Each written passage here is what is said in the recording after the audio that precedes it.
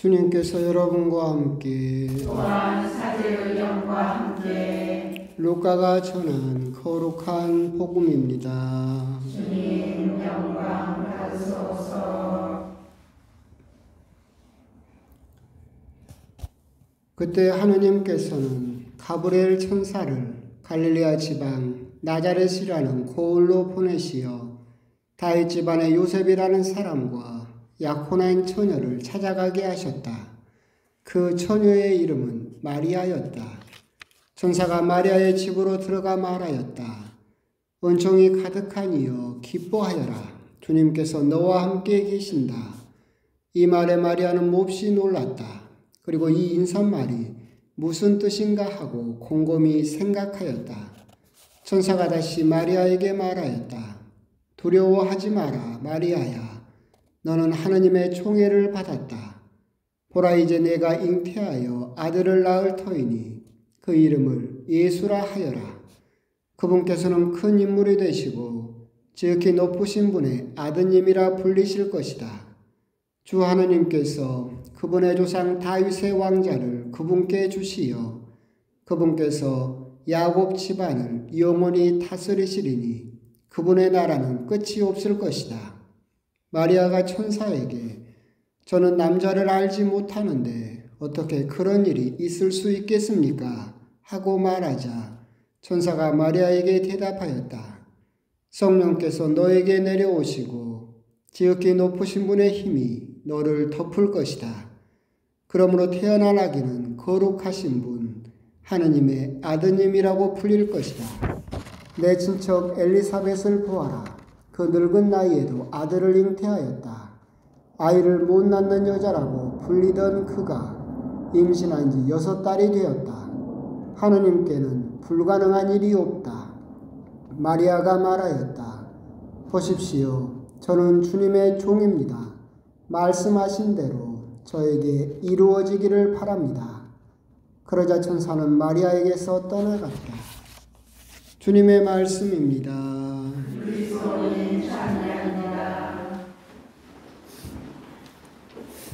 참여 주님. 오늘은 며칠입니까? 25일이죠. 오늘은 주님 탄생 예고 대축일, 성모 용보 축일이라고 정해진 이유도 그겁니다. 성탄이 12월 25일이죠. 그래서 9달 거꾸로 거슬러 올라가면 오늘이 바로 3월 25일. 그런 이제 인간적인 계산으로 인해서 교회가 세운 것이 오늘 주님 탄생 예고 대축일입니다. 뭐 여러분도 보셨듯이 그 세계 명화 보면 미켈란젤로 작품인가 이렇게 천지창조해가지고 하느님과 인간의 손가락이 이렇게 마주치는 순간 있죠. 광고로도 많이 나오잖아요.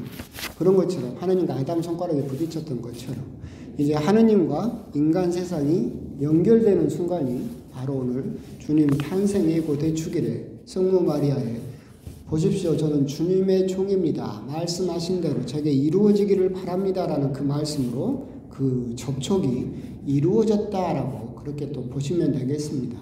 며칠 전에 그 포도원 소작인 그 비유 말씀 드렸던 것처럼 포도밭 주인이 계속해서 자기 종들을 소작인들에게 보내죠. 그때마다 소작인들은 죽여버리는데 내 아들이야 알아주겠지 하고 아들을 보내는 순간이 옵니다.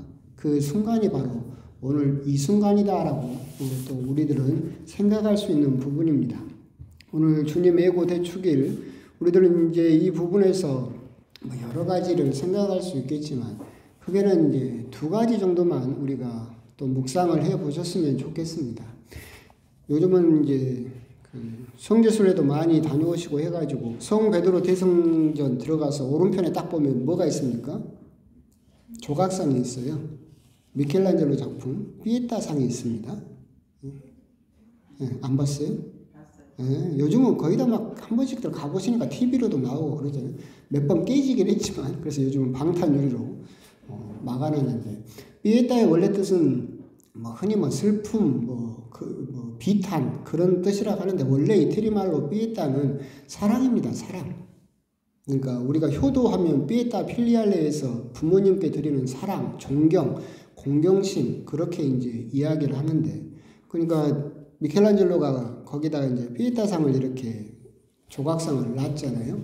근데 우리들은 하도 관광객이 많으니까 바빠서 그냥 사진 찍느라 바빠서 지나가잖아요. 이제 미술 학상으로 보면 우리가 이렇게 피에타상을 정면으로 보면 비율이 안 맞아요. 성모님이 지나치게 커요. 예수님의 거의 2배 정도죠.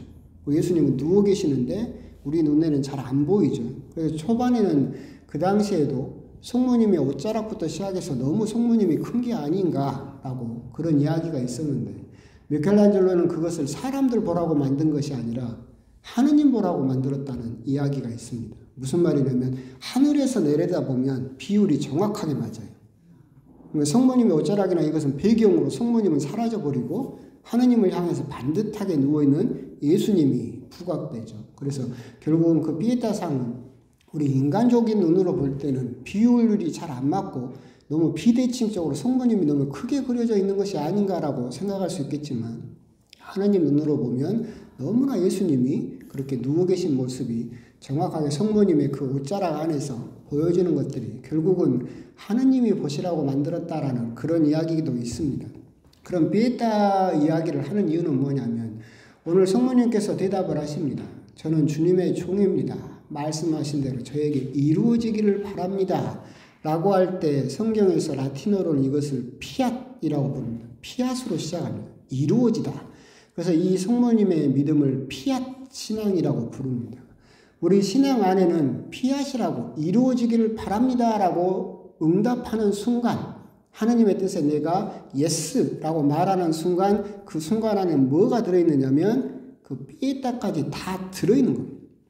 우리들은 신앙생활을 할 때 내가 하느님을 믿으면 좋은 일만 생기고 복만 받고 돈 잘 벌고 세상에서 너무나 좋은 일만 있었으면 좋겠다. 그렇게 될 것이다 라고 생각을 하겠지만 결코 우리 신앙에서 성모님께서 보여주신 이루어지기를 바랍니다 라고 하느님의 말씀에 수긍하는 순간 인정하는 순간 자기 아들을 십자가에서 내려서 껴안고 울부짖는 것까지도 포함되는 것이 바로 신앙의 길이다 라고 하는 것을 성모님께서 보여주고 계신다라고 그렇게 또 생각을 해보시면 좋겠습니다.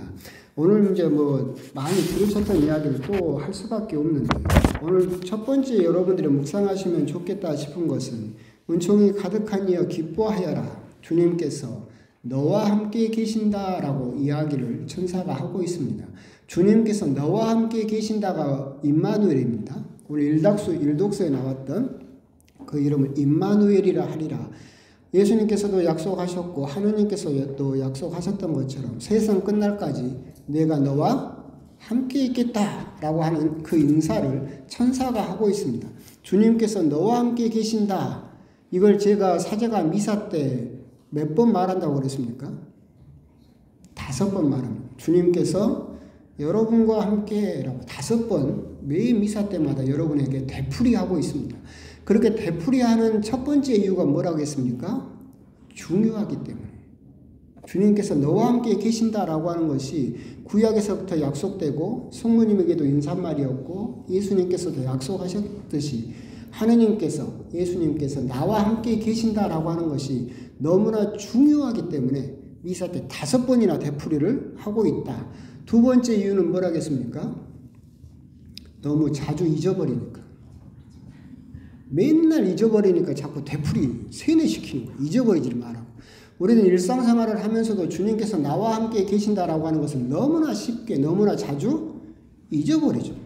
그렇기 때문에 미사 때마다 계속해서 사제는 여러분들에게 주님께서 너와 함께 계신다라는 인사를 5번이나 계속해서 되풀이하는 이유다.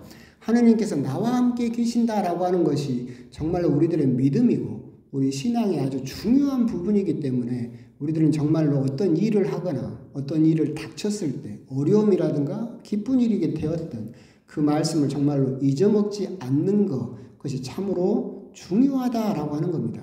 근데 여기서 중요한 점은 또 뭐가 있느냐면 주님께서 너와 함께 계신다라고 하는 것은 하느님의 약속입니다. 그렇죠? 근데 그 말씀을 오롯이 믿는 것은 누구 몫입니까? 내 몫입니다. 우리들은 기도하면서 하느님께 청할 때가 많이 있죠. 저에게 흔들리지 않는 믿음을 주십시오. 저에게 좀 굳은 믿음을 주십시오. 하나님은 그런 믿음을 주실 수가 없습니다. 그 믿음을 만들어야 되는 사람은 누굽니까? 납니다. 주님께서 나와 함께 계신다. 그건 하느님의 약속이었고 항상 우리와 함께 계시는 것, 그것은 약속이기 때문에 하느님께서는 우리들에게 그대로 들어주실 것이고 그것을 실행하실 겁니다. 그것을 하지만 믿지 못한다라고 한다면 그 약속은 아무 소용이 없겠죠. 결국은 주님께서 정말 나와 함께 계시는구나 라고 하는 것을 믿는 것, 그것은 바로 우리들이 만들어내야 되는 믿음의 모습이다라고 하는 것, 그것을 성모님께서 또한 보여주셨다라고 하는 겁니다. 이 약속 이후에 성모님의 믿음이 흔들렸다는 구절은 한 군데도 없습니다. 결국 그 믿음을 성모님은 만들어내셨고 아들을 십자가에 못 박고 십자가에서 내리면서까지도 끝내 흔들리지 않는 모습을 보여주신 그 믿음을 만든 분은 성모님이다. 하느님께서도 성모님에게 그 믿음을 주실 수는 없었고 성모님이 그 믿음을 만드셨다라고 하는 겁니다. 결국은 그런 부분에서 성모님을 우리 신앙의 모범이다, 우리가 본받아야 될 분이다라고 부르는 이유도 그런 믿음을 우리들이 만들어 가야 되기 때문에 주님께서 너와 함께 계신다라고 하는 그 믿음을 우리들은 갖도록 성모님의 모습을 보면서 좀 닮아갈 수 있어야 되겠다라고 하는 겁니다. 두 번째 이제 묵상해야 될 부분은 이겁니다. 성모님께서 마지막에 하셨던 말씀. 저는 주님의 종입니다. 말씀하신 대로 저에게 이루어지기를 바랍니다. 라고 피하시라는 신앙을, 이야기를, 믿음을 말씀을 하십니다. 이 부분은 이제 우선적으로는 그런 부분이 있습니다. 에덴 동산에서 하와가 했던 불순종을 성모님이 기워 갚으시죠. 에덴 동산에서 하와는 자기가 선악과를 따먹으면 하느님처럼 될 수 있다라는 뱀의 유혹에 넘어가서 선악과를 따먹으면서 하느님의 말씀을 따르지 않는 모습을 보였죠. 하느님처럼 되려고 했던 하와, 하지만 정반대의 성모님은 주님의 종입니다 라고 칭하는 순명의 모습을 보여주셨다라고 하는 겁니다. 여기에서 이제 우리들은 순명에 대해서도 생각을 해볼 수 있어야 되겠다라고 하는 겁니다. 성모님의 삶 자체가 그렇게 순명의 모습이었기 때문에 그렇다. 복음 삼덕이라고 제가 말씀을 드렸었죠.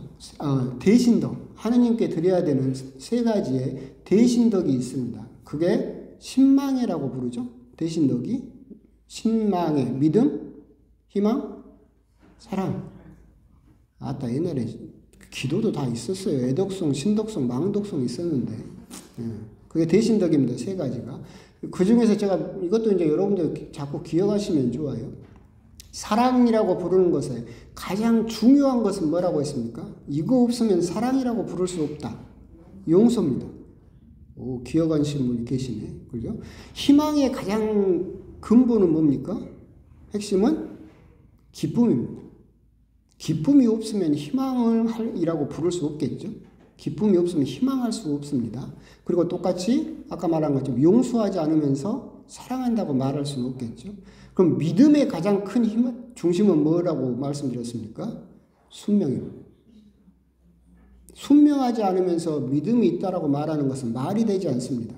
하느님 말씀에 순명하지 않고 예수님 말씀을 따르지 않으면서 예수님을 믿는다라고 하는 것은 말이 아예 되지 않죠. 그래서 믿음의 가장 핵심은 순명입니다. 근데 그 순명의 원래 뜻은 뭐라겠습니까? 곰곰이 듣다. 자세히 듣다. 이게 순명의 원래 뜻입니다. 그러니까 우리는 순명하면 허리를 굽히면서 예 하는 걸 순명이라고 생각하겠지만 그게 아니다. 순명의 본래 의미는 그분이 하시는 말씀을 곰곰이 듣는 겁니다. 이게 순명이죠. 오늘 복음에서도 성모님의 그 모습이죠. 이 말에 마리아는 몹시 놀랐다. 그리고 그 인사말이 무슨 뜻인가 하고 곰곰이 생각하였다. 바로 대꾸하지 않습니다. 바로 말하지 않습니다. 옛날에는 책 한두 권 읽으면 마치 세상사를 꿰뚫은 것처럼 나불대는 사람들 천지였죠. 근데 요즘은 이제 더 가벼워져가지고 어떻게 됩니까? 유튜브 두어 개 보고는 세상 만사를 다 아는 것처럼 떠드는 사람 천지잖아요. 그런 사람들은 결코 남의 말을 자세히 듣지 않죠. 뭔가 들리기만 하면 자기 생각대로 즉각적으로 대답을 해버리죠. 이런 것을 순명이라고 부르지 않는다. 성모님이 믿음의 모범이다. 우리의 믿음의 우리가 따라야 될 그런 모범의 신앙의 그런 표징이다라고 부르는 또 다른 이유가 뭐냐면 그분의 삶은 항상 하느님의 말씀을 곰곰이 들었다. 항상 그러죠. 목동들이 찾아왔을 때라든가 예수님께서 성전에서 다시 찾았을 때 예수님께서 대꾸했을 때 항상 성모님은 뭐라고 반응하십니까? 그것이 무슨 뜻인가?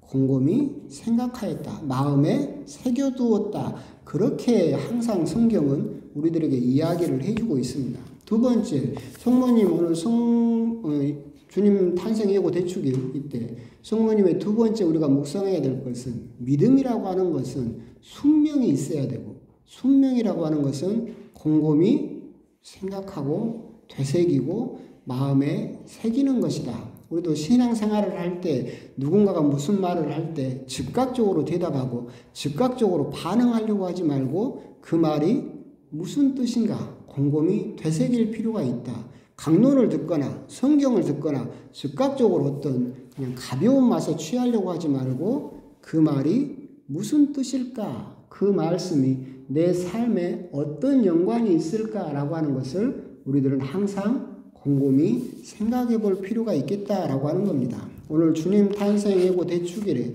사실 어떻게 보면 천지창조 때와 같은 하느님과 인간의 접점이 이루어지는 그 순간에 성모님의 모습에서 우리는 두 가지를 또 한번 묵상을 해보실 필요가 있겠다. 그것은 아까 말씀드린 바와 같이 뭡니까?